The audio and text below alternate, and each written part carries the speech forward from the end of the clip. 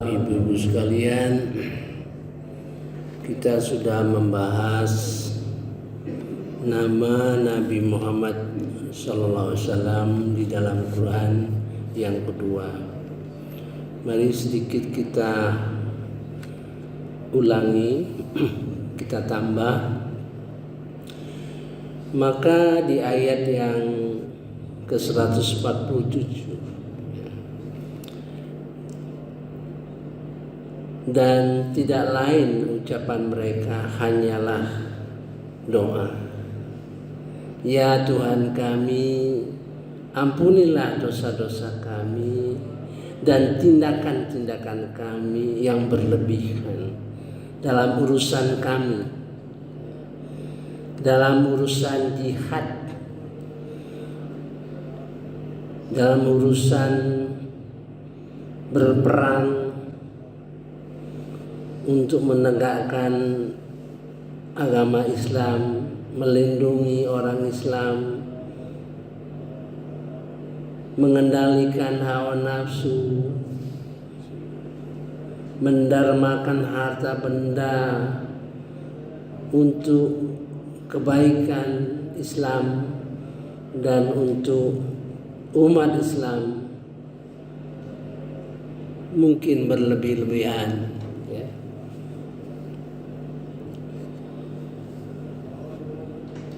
Dan tetapkanlah pendirian kami dan tolonglah kami terhadap orang-orang kafir. Ini doa yang sudah kita sampaikan, bahwa doa itu menunjukkan pergeseran ilmu, pergeseran amal, dan pergeseran iman. Jadi setiap kita menjumpai doa-doa yang dicantumkan di dalam Al-Quran, rasanya pantas kita menjiwai doa itu, walaupun mungkin kita tidak sampai menemukan doa itu pas dengan keadaan saya, gitu ya. Kalau ini kan doa seperti orang yang sudah berjuang, ya, gitu. Rasanya tidak pas untuk kita, nah, gitu kan. Ada doa-doa yang mungkin sudah kita seperti yang lalu, ya. Rabbana atina fid dunya hasanah wa fil akhirati hasanatan wa qina adzabannar. Rasanya pas untuk kita. Mungkin kita pas juga untuk mengatakan doa Rabbana innana amanna farfir lana Rabbana wa qina adzabannar. Nah, rasanya pas juga untuk saya. Ini tidak, rasanya belum, jauh, masih jauh dari perjuangan, jauh dari amal-amal kita yang besar yang kita lakukan. Ini doa artinya orang yang sudah melaksanakan, ya. A'udzubillahi minasyaitonirrajim. Bismillahirrahmanirrahim. Wa ma kana qaulahum, tidak lain ucapan mereka illa kecuali an qalu, mereka berkata Rabbana ighfir lana dzunubana, ya Allah, ya Tuhan kami, ampunilah dosa kami, ya. Dzunubana wa israfana, dan tindakan-tindakan yang berlebih-lebihan kami, ya. Seperti ketika Sayyidina Ali akan menghabisi seorang, ya, ketika itu dia diludahi mukanya oleh orang yang akan dibunuh itu. Begitu akan menghabisi orang itu, sadar dia jangan sampai marah, karena marah kita membunuh itu, ya. Banyak dalam perjuangan, dalam kehidupan sehari-hari, dalam mengatur kemasyarakatan, ya, amal-amal kita mungkin kita berlebih-lebihan. Misalnya kadang-kadang menjengkelkan kita.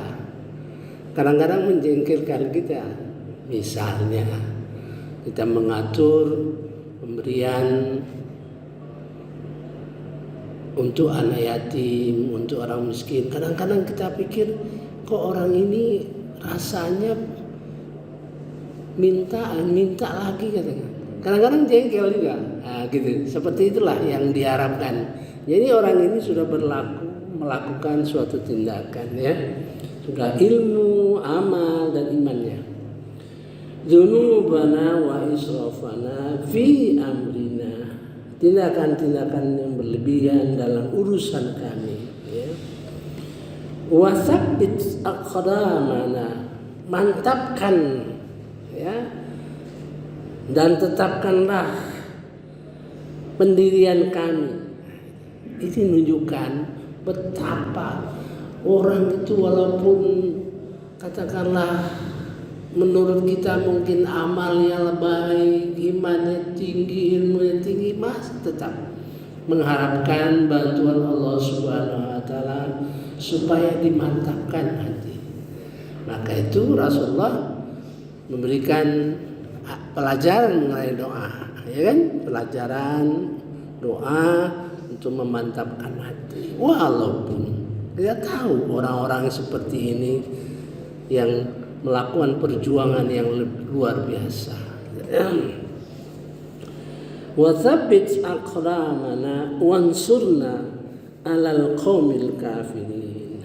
Wansurna 'alal qaumil kafirin itu diawali oleh di dalam surah Al-Baqarah doa yang terakhir sekali, kata-kata terakhir sekali dalam doa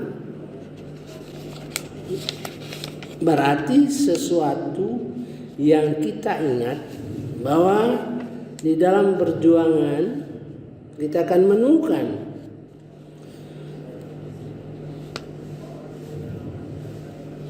wa'fu anna waghfir lana warhamna anta maulana, engkaulah pelindung kami, fansurna alal qaumil kafirin. Sejak di dalam surah Al-Baqarah tertanam bahwa kita akan berhadapan dengan orang-orang yang kafir. Oleh sebab itu terus doa ini dari Baqarah sampai surah Al-Imran. Nanti kita ketemukan lagi doa-doa yang demikian.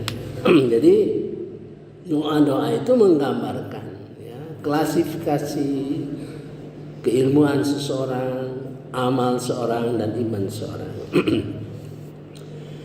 Ayat yang terakhir untuk kasus ini, fa'atahumullah, maka Allah memberi mereka, fa'atahumullah.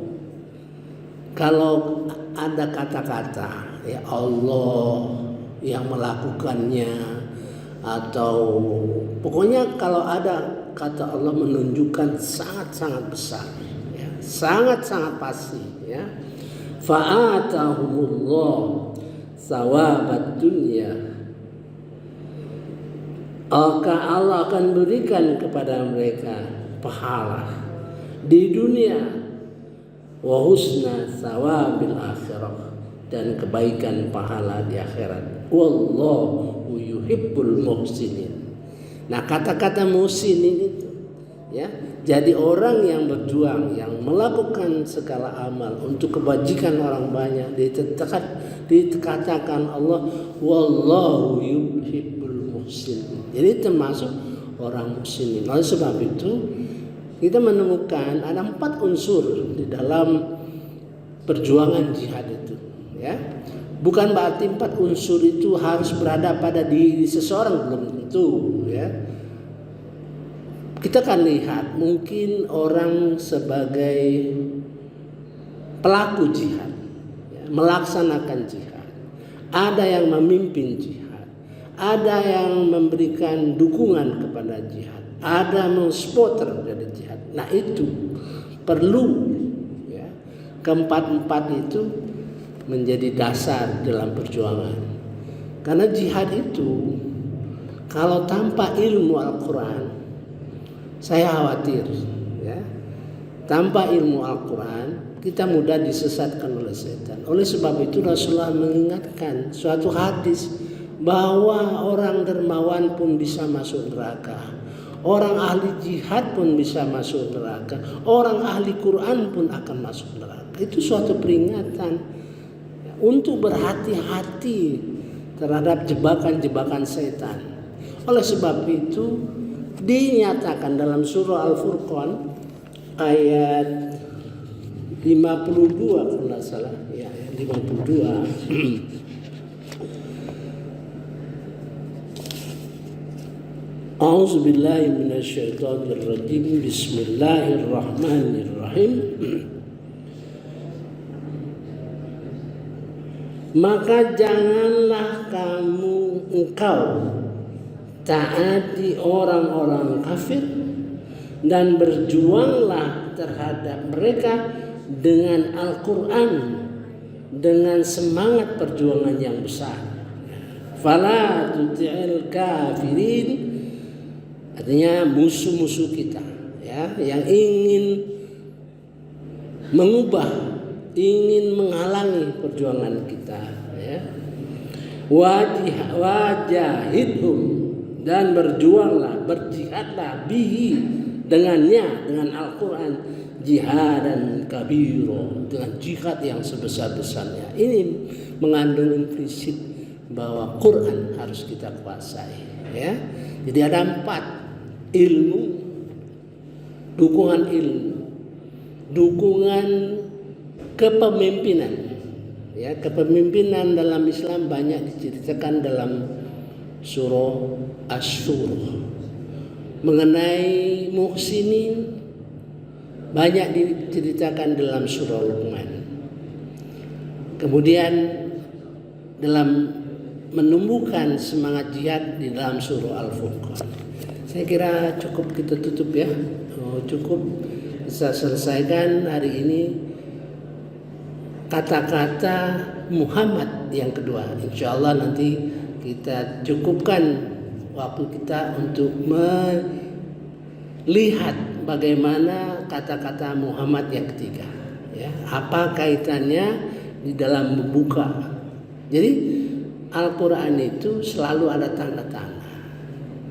Kalau tanda-tanda ya, kata-kata ataupun sesuatu yang berlainan. Misalnya ada kata Ahmad. Ahmad itu sekali dalam Quran ya, disebutkan nama Ahmad, 4 nama Muhammad. Apa itu? Nah, kita harus selalu berpikir ada apa ini gitu ya. Atau dia mendekatkan 2 ayat yang kontradiktif, maka kita perlu ketahui ada apa ini. Mudah-mudahan dengan merenung ya, kata Sayyidina Ali, ilmu itu yang paling tinggi ya, ilmu itu yang paling tinggi yang dihasilkan dari tafakur ya. Ilmu itu yang paling tinggi dari tafakur, tapi ilmu juga bisa menyesatkan kita kalau lepas dari dasar-dasar yang dibangun. Artinya satu ayat yang ada di dalam pikiran kita ya, satu ayat yang hafal kita renungkan ya. Misalnya ada kata-kata zalikal kitabu la raiba fihi hudal lil muttaqin ya. Zalikal kitab, oh itulah kitab. Maksudnya apa? Oh kira-kira Al-Quran ya. La raiba fihi, tidak ada keraguan lagi di dalam isinya itu. Hudal lil muttaqin, petunjuk bagi orang-orang yang beriman. Nah, dari itu yang kita pegang ya, bahwa ayat-ayat Al-Quran ini semua tidak ada keraguan, semua tidak ada keraguan lagi bagi kita. Semua bermanfaat sebagai petunjuk orang-orang yang takwa. Nah, ya kan? Kemudian kita menemukan suatu ayat yang sulit kita ngerti. Misalnya, ya, di dalam surah Toha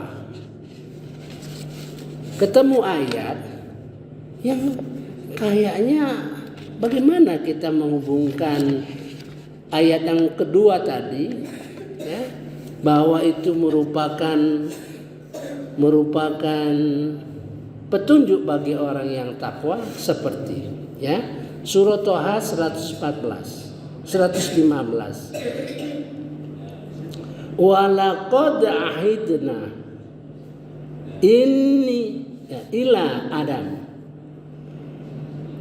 dan sungguh telah kami pesankan kepada Adam dahulu, tetapi dia lupa, min qablu fanasiya, lupa dia, dan walam najid lahu azma, dan tidak didapati dalam dirinya itu suatu kemauan yang kuat. Nah, kalau kita hubungkan dengan ayat kedua di dalam surah Al-Baqarah tadi, sulit kita berpikir, kan, bahwa Al-Quran menceritakan Nabi Adam itu pelupa, Nabi Adam itu nggak punya semangat. Nah, kalau kita memahami itu secara langsung, oh, Nabi Adam saja pelupa, apalagi kita, lemah jadinya. Artinya perlu suatu pemahaman lagi yang mengantarkan bahwa ayat itu merupakan petunjuk bagi orang yang bertakwa. Merupakan petunjuk, harus yang bersemangat. Kalau Nabi Adam pelupa, kita jangan pelupa. Kalau Nabi Adam tidak punya pengetahuan kuat, kita harus punya pengetahuan yang kuat. Oleh sebab itu ayat di atasnya mengatakan dalam surah Toha 114, Nabi Muhammad SAW diminta membaca doa untuk minta ilmu. Nah, wa qur rabbi zidni ilma, ya Allah, ya Rabbi, ya Tuhanku, tambahkan aku ilmu. Nah, ditambah oleh beliau, ya, Rabbi zidni ilma warzuqni fahma, dalam hadis. Artinya untuk mengatasi kemungkinan kita lupa, kemungkinan kita tidak punya semangat, tidak ada lain, kita mengharapkan tambahan ilmu dari Allah Subhanahu wa taala. Nah, dari pemahaman yang demikian akan sesuai dengan ayat 02 surah Al-Baqarah. Itu sebagai contoh, ya. Saya kira kita akhiri. Subhanakallahumma wa bihamdika asyhadu an la ilaha illa anta astaghfiruka wa atubu ilaik. Wallahu alam. Wassalamualaikum warahmatullahi wabarakatuh.